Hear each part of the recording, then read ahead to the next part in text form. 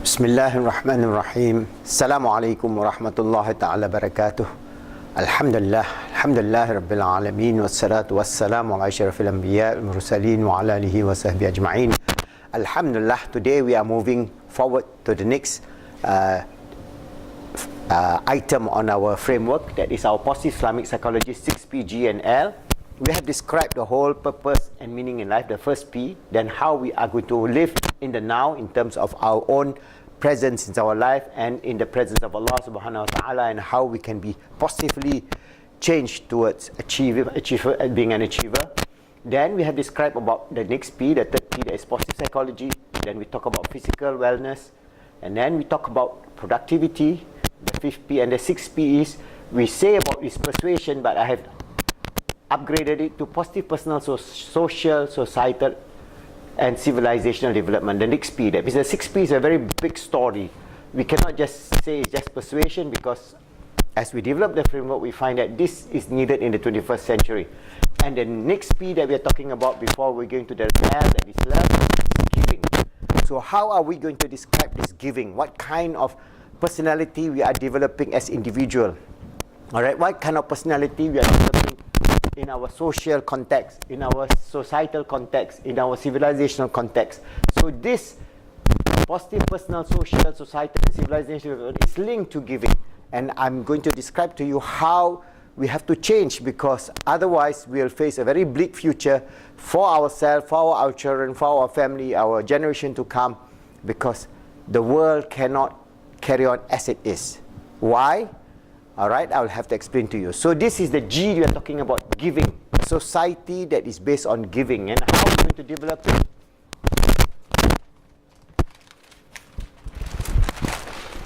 Alright, we are trying to develop a giving society versus a greedy society, because we know that this 21st century civilization, based on what? Atheism.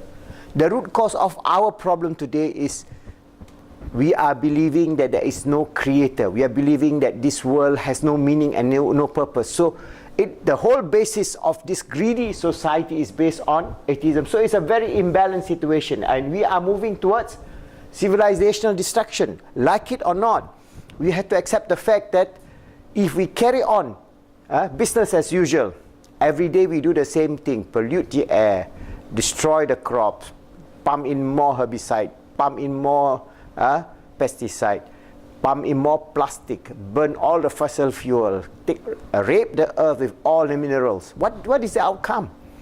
The outcome is a destruction of the whole society. The whole civilization that we are proud of will be just relics, just like we see as we go to Egypt. We see the relics of the pyramid. We go to many places in the world. What do you have?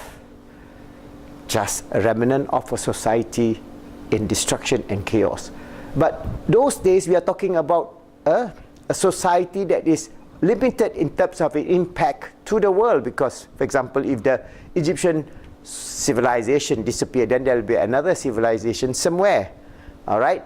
And as civilization rises and falls, we have come to the climax, because this world now is a global village. We are talking about a society that is global through all the ways and means of science and technology. We have now reached a level where this world is a global village. Whatever happened to us will happen to all of us. Today we have typhoon, hurricane, earthquake. We have all kind of disaster, man-made disaster, climatic change. All right, rising of the sea level, extreme drought, weather, extreme flood, and this is science. Who have done that? Allah tells us in the Quran, it's your own hand that create this destruction. So if we are going to transcend this 21st century to the 21st century to the 22nd century, moving along in a manner that is good and useful, we have to change. And change is not easy. Change is difficult. But inshallah, we do our bit. As Muslims, we must create this new society. How is this new society based? First and foremost, we must try to reframe the whole society, not based on theism, but based on what? Based on the belief in the Creator. Because this earth is a teeny weeny puny little earth, not even the size of one atom in the scheme of the physical universe. Imagine how small we are.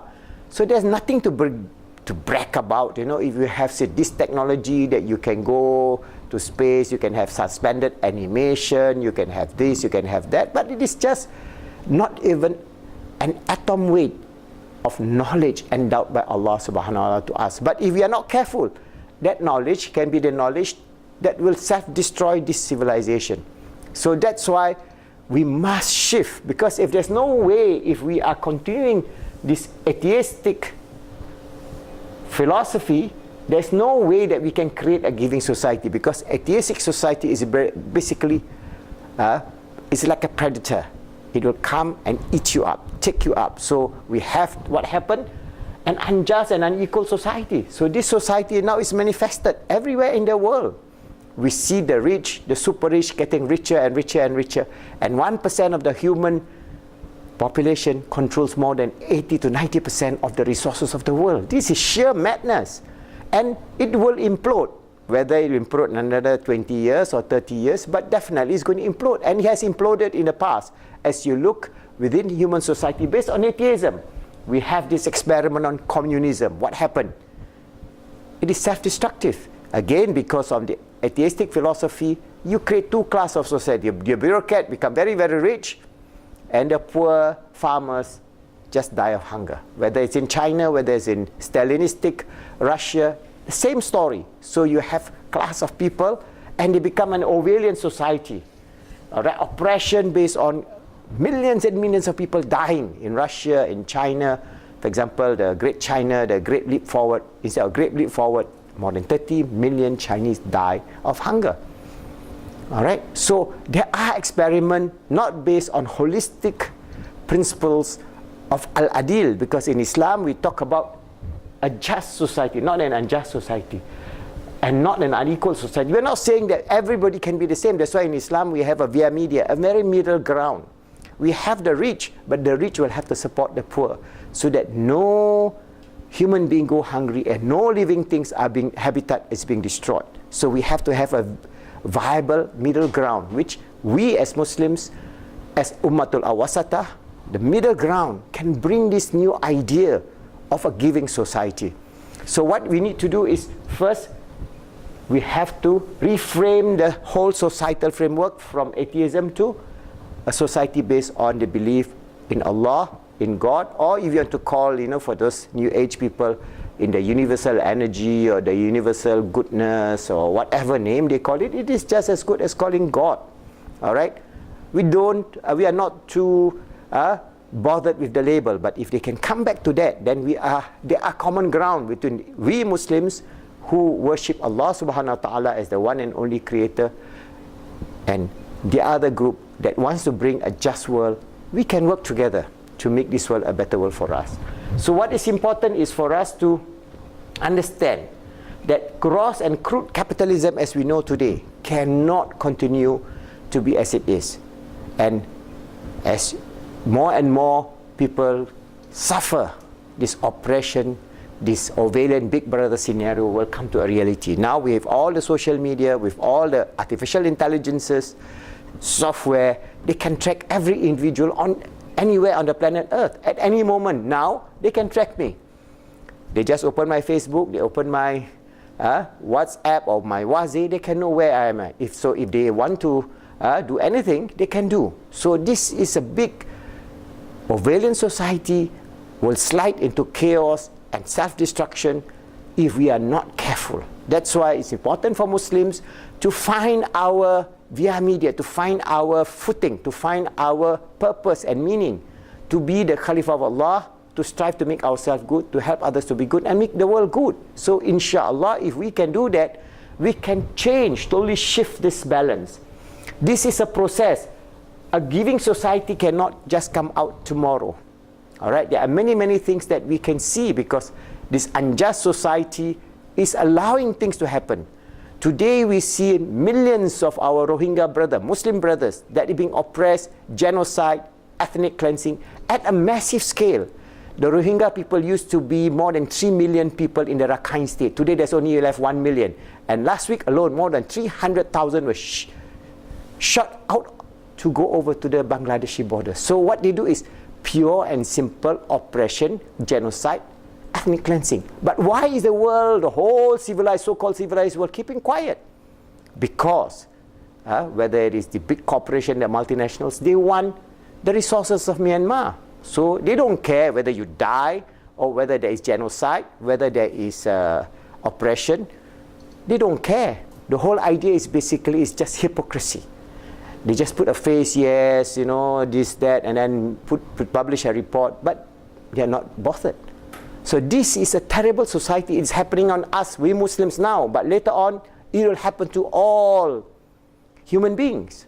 Whether it's the European, whether it's the American, whether it's the Asian, we are all going to face the same problem of cross inequality based on hypocrisy, based on oppression, based on greed, because this greed have no limit. Once you have this greed, you become like Karun. The more you get, the more you want. The more you get, the more you want, until one day, this society will be swallowed by this earth. So if we are not careful, we are becoming partners to this destruction of this civilization in the 21st century. And it is pertinent for every single Muslim to realize that we can be the forces of change. Peaceful, useful change. We are not talking about doing something that is bad. We are talking about changing ourselves at a personal level. How can we be a giving personality? How can we create a giving family, a giving society, a giving civilization that the rest of the world will come and see? Yes, it can be done. And inshallah, we can lead the world, because within Islam we have the framework of Maqasid al-Sharia, which I will explain in next video, of how we can bring the guiding principles, the like of this deen, through Maqasid Sharia, which has been referenced by our great scholars more than 1,000 years ago. And we implement this Maqasid Sharia as a way forward, in which inshallah we will develop a just, a beautiful, a happy, peaceful, wonderful 21st century for all. And inshallah we Muslims would be the forerunner in creating this positive change, always striving to make ourselves good, helping others to be good, making the world good, so that we can have peace, happiness and success for all, inshallah.